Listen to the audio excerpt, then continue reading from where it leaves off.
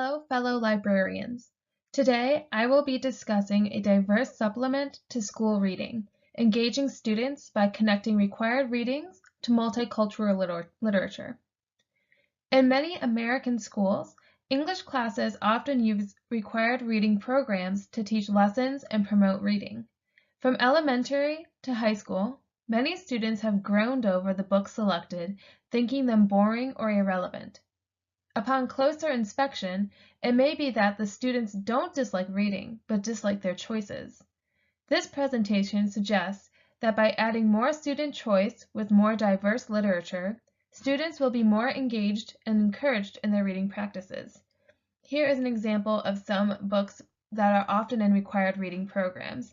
They include To Kill a Mockingbird by Harper Lee, The Great Gatsby by F. Scott Fitzgerald, The Bell Jar by Sylvia Plath, and The Catcher in the Rye by J.D. Salinger. All great books, but not very diverse.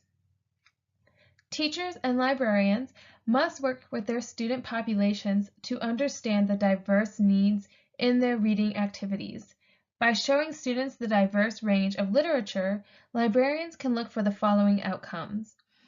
And for librarians and teachers, the outcomes include more diverse library collections for current and future students, and a higher rate of circulation as students are encouraged by diverse choices to read for pleasure. For students, the outcome can include increased reading choices with characters and conflicts more relevant to them, which allow for more engagement in activities and discussions, and opportunities for leadership in the involvement of helping the library create a more diverse library collection. The chart shows the results of a study of 3,400 children's books that were released in 2015. The study showed that out of these 3,400 children's books, 86% had white protagonists, 8% had African American protagonists, 3% had Asian American protagonists, 2% had Latino protagonists, and only 1% had Native American protagonists. So as you can see, there's a lack of diversity in books that are being published and also books that are being chosen for reading programs. Most books read in schools feature white protagonists and are often written by white authors. This is often believed to be that the communities with a white heterosexual majority do not feel that they can relate to characters of color, characters with disabilities, or LGBTQ characters. However, studies show that students who read diverse books allow them to engage in different cultures, understand challenges these communities face, and allow students of minority groups to know they are accepted by the community and by their peers. So not only do students of different cultural groups gain something from diverse reading, but students in majority cultural groups also gain benefits. So due to the restricted number of books utilized in required reading programs, students often feel forced into reading. This can definitely be a struggle for reluctant readers and readers of minority in the community who often feel that the protagonist or the story do not relate to them or do not interest them. By allowing for more options in the classroom and giving the students more free choice, students' interest in reading may increase, feeling that they are more empowered. Including more diverse books not only shows acceptance of all communities and allow more free choice, but more students will be able to connect to the reading material, allowing for conversation and engagement in and out of the classroom. If someone is interested in something or is passionate about it, they're more likely to want to talk about it than if they feel they are being forced into reading a book that they don't find relevant. So there are a number of ways that these ideas can be put into practice. One of the most common ones would be a book talk. During your book talk, you can recommend books at the beginning of the year that are available to students at the school library or at the public community library. These books could even be brought in not only just to review, but also to allow the students to check them out then and there if they're unable to make it to the library. Also, the focus on these books should be on the universal message of the story instead of pointing out all the way the book is diverse. Students should find the book relevant or engaging, no matter their race, gender, religion, etc.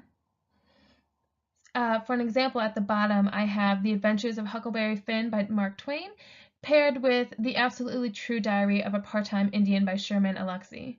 Both stories revolve around teenage freedom and independence and highlight racial injustice in America.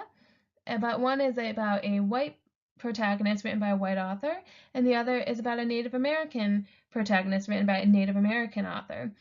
If you read both books, you can see that they have similar messages, but they are told from different points of view, which can help students get a more well-rounded point of view on a topic. Also, for public libraries, they can create and promote programs that correspond with the diverse required reading programs, such as Multilingual Storytelling Hour. Another great way to bring these ideas into practice is by just having a conversation with the students. Talk to the students or conduct surveys to learn what the students like to read and what they want to read. You may find that there is a gap that is not being fulfilled because of the lack of conversation. This also gives students the chance to take on leadership roles and involvement roles, allowing them to feel more empowered in their voice and increasing their self-confidence. Involving students in literature engagement by encouraging them to participate in activities and discussions about the books they choose to read can also help keep them engaged in their reading. Bring up elements such as universal messages and cultural perspectives. So going back to The Adventures of Huckleberry Finn and The Absolutely True Diary of a Part-Time Indian, maybe have the students read both books and then have them compare and contrast how the books are, how they seem to relate to different universal themes. And finally, another great way to support this theory is to leave up displays all year round that suggest a diverse book with a required reading classic. This could be, if you liked this classic, required reading classic, then you might like this book with a similar theme but has a different type of protagonist. So make sure to include books of as many races, cultures, and communities as possible to promote the idea of acceptance and unity through diversity. And these books should be interspersed all throughout the display, not separated. Also create promotional material encouraging students to explore diverse options by pointing out universal themes, historical significances, and interesting trivia told by the story.